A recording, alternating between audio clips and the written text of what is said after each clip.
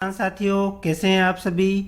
आज हम चर्चा करेंगे चिलेटिंग एजेंट्स या चिलेटेड जो न्यूट्रिएंट्स होते हैं वो क्या होते हैं, कैसे होते हैं, कौन सा चिलेटिंग एजेंट्स जो है या कौन सा चिलेटिंग जो न्यूट्रिएंट है वो हमको स्प्रे करना चाहिए, कौन से हमको मिट्टी में देना चाहिए। तो आज का अपना पूरा वीडियो इसी के ऊपर रहेगा। मेरा निवेदन है कि अपने वीडियो को ज़्यादा से ज़्यादा लाइक और शेयर करें। ये पूरी तकनीकी जानकारी आपको इस चैनल के माध्यम से दी जाती है। तो सबसे पहले हम बात करते हैं कि चिलेटेड जो पोषक तत्व या न्यूट्रिएंट क्या होते हैं। तो चिलेटेड जो न्यूट्रिएंट है इसमें दो चीज़ें होती है, एक हमारा जो न्यूट्रिएंट है वो होता है और एक उसके साथ में चिलेटिंग एजेंट या जिसको लिगेंड कहते हैं वो जोड़ा जाता है। तो दोनों मिलके ये जो चिलेटेड न्यूट्रिएंट बनता है।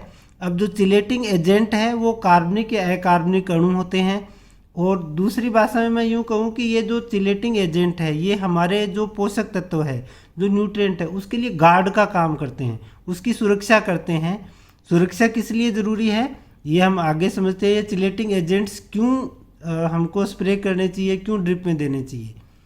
तो जैसा हम देखते हैं कि इनकी ज़रूरत क्यों है, आप ये देखेंगे जैसे calcium, magnesium, manganese, copper, zinc, ये जितने भी जो पोषक तत्व हैं ये सभी धनात्मक रूप में होते हैं, यानी ये पॉजिटिवली चार्ज होते हैं। और हमारी मिट्टी है ये नेगेटिवली चार्ज होती है। इसके अलावा हमारी मिट्टी में और बहुत सारे धनात्मक ऋणात्मक जो हैं वो आयंस रहते हैं। और जनरली क्या होता है, जब हम बिना चिलेटेड वाला अगर कोई न्यूट्रिएंट, माइक्रो न्यूट्रिएंट विशेष रूप से दे रहे हैं तो वो हमारी मिट्टी में जाके और जो दूसरे पोषक तत्व है उनके साथ मिलके और नया यौगिक बना देता है। एक सिंपल जैसे एग्जांपल लेता हूँ मैं, अगर आप आयरन चिलेटेड नहीं दे रहे हैं और हमारी मिट्टी में उसको हम दे रहे हैं तो वो क्या होता है, फॉस्फोरस के साथ जाके और आयरन फॉस्फेट बना देता है। इसी तरह कैल्शियम फास्फोरस के साथ रिएक्शन करके कैल्शियम फॉस्फेट बना देता है। तो ये इन चीज़ों से या जो नया यौगिक नहीं बने, हमने तो पोषक तत्व दिया लेकिन वो पौधे में फिर भी कमी के लक्षण आ रहे हैं, तो ऐसे में हमको चिलेटेड जो न्यूट्रिएंट्स हैं या चिलेटेड जो माइक्रो न्यूट्रिएंट्स हैं उनकी हमको ज़रूरत पड़ती है। और जैसे मैंने कहा मिट्टी बहुत ज़्यादा हमारी जटिल है, आसानी से जो हम पोषक तत्व विशेष रूप से सूक्ष्म पोषक तत्व देते हैं तो वो ऑक्सीकृत होके और अलग अवक्षेप हो जाते हैं या वो जो है अलग एक अपना रूप बना लेते हैं। तो इसलिए हमको विशेष रूप से सूक्ष्म पोषक तत्व जो होते हैं, माइक्रो न्यूट्रिएंट्स जो होते हैं, वो अगर हम चिलेटेड फॉर्म में यूज़ करते हैं तो हमको ज़्यादा फायदा मिलता है। अब ये जो चिलेटिंग एजेंट या जो लिगेंड है ये क्या होता है, जैसे यहाँ पे आप मैंने पीछे आपको बताया कि ये जो चिलेटिंग एजेंट है ये एक तरह से गार्ड का काम करता है। तो यहाँ पे भी आप देख रहे हैं फोटो में, जैसे जिंक है, आयरन है, कैल्शियम है, कॉपर है, ये एक जो चिलेटर या लिगेंड से घिरा हुआ रहता है, तो ये उसको रिएक्शन करने नहीं देता। अभी यहाँ पे इनकी फुल फॉर्म भी मैंने लिखी है। दो तरह के होते हैं जो चिलेटिंग एजेंट है, एक तो प्राकृतिक होते हैं और सिंथेटिक होते हैं। सिंथेटिक में तीन तरह के जो चिलेटिंग एजेंट्स हैं वो जनरली हमारे अभी हम सभी किसान भाई इनको ज़्यादातर यूज़ कर रहे हैं, जिसमें हमारा EDTA है जिसको ethylene diamine tetra acetic acid कहते हैं, या DTP है जिसको डाइथाइलिन टेट्रामाइन पेंटा एसिटिक एसिड है, या EDDHA जो हम यूज़ करते हैं ethyl diamine di hydroxy phenyl acetic acid. तो ये जो है ये तीन EDTA, DTP और EDDHA ये ज़्यादातर जो है चिलेटिंग एजेंट्स में हम यूज़ करते हैं। इसी तरह से प्राकृतिक रूप से भी हमारे पास में चिलेटिंग एजेंट है, जैसे फुलिक एसिड, हम सभी किसान भाई इसका यूज़ कर रहे हैं, एमिनो एसिड्स, इसके अलावा साइट्रिक एसिड, ये भी चिलेटिंग एजेंट का हमारे पोषक तत्वों के लिए काम करते हैं।